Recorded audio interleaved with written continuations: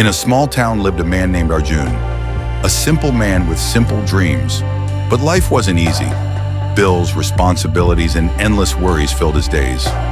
Every morning he woke up with the same thought: nothing good ever happens to me. One day, tired and frustrated, Arjun sat on a park bench. An old gardener nearby noticed the sadness on his face. "Why do you look so defeated, son? My life is full of problems, and nothing ever gets better." The gardener smiled and asked him to come along.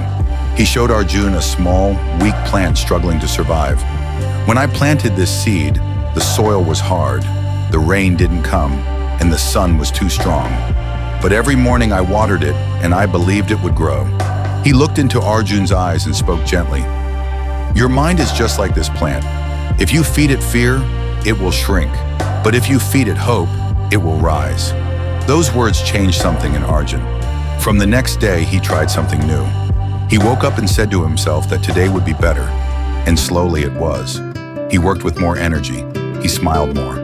He didn't run away from challenges, and life began to change. He earned a better position at work. His home filled with laughter again. His heart grew lighter. A few months later, Arjun visited the gardener again. "Your words changed my life." "No, son, your thoughts changed your life." That is the power of positive thinking.